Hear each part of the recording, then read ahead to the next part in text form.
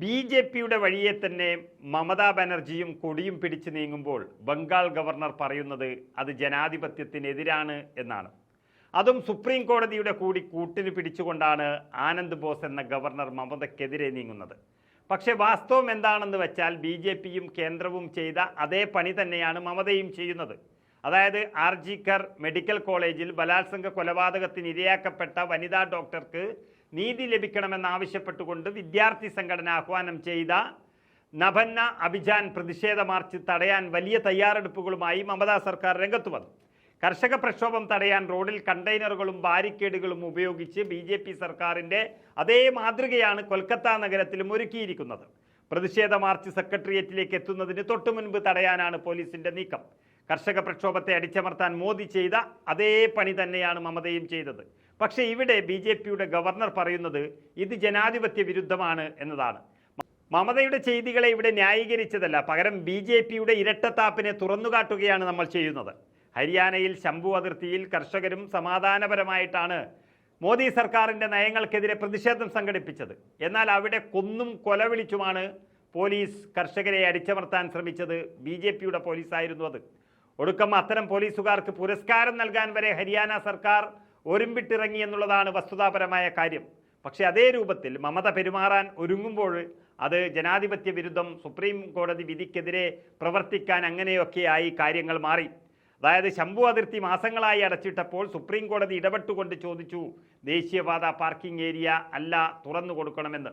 എന്നാൽ ഹരിയാന ബി.ജെ.പി. സർക്കാർ തുറക്കാൻ പറ്റില്ല എന്ന് പറഞ്ഞുകൊണ്ട് വീണ്ടും ഹർജി സമർപ്പിക്കുകയാണ് ഉണ്ടായത്. ഇതൊക്കെ മുന്നിൽ നിൽക്കുമ്പോഴാണ് ബംഗാൾ ഗവർണർ ആനന്ദ് ബോസ് മമത ചെയ്യുന്നത് മാത്രം ജനാധിപത്യ വിരുദ്ധവും കോടതിക്കെതിരാണ് എന്നും പറയുന്നത്. എന്തായാലും പ്രതിഷേധ മാർച്ച് കണക്കിലെടുത്ത് 6000-ഓളം പോലീസുകാരെയാണ് നഗരത്തിൽ വിന്യസിച്ചിരിക്കുന്നത്. ബലാത്സംഗ കൊലപാതകത്തിന് ഉത്തരവാദികളായവരെ അറസ്റ്റ് ചെയ്യണമെന്നതിന് പുറമെ മമതാ ബാനർജി രാജിവെക്കണമെന്നും നഭന്ന അഭിജൻ ആഹ്വാനം ചെയ്ത വിദ്യാർത്ഥി സംഘടനയായ പശ്ചിമ ബംഗാൾ ഛാത്രോ സമാജ് ആവശ്യപ്പെടുന്നുണ്ട്.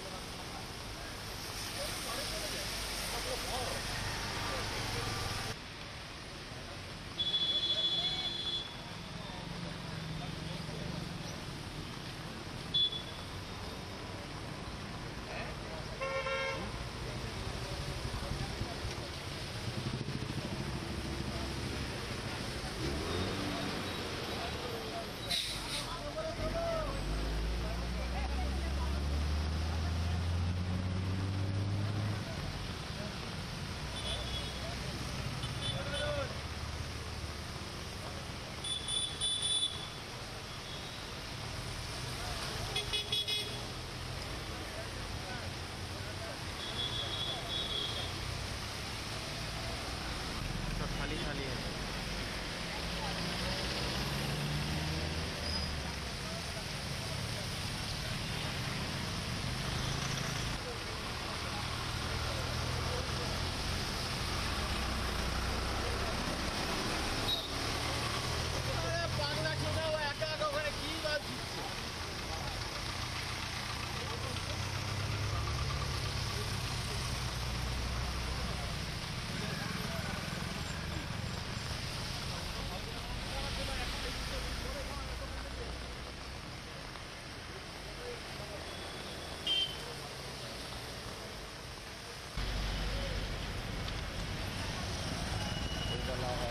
वो वाला है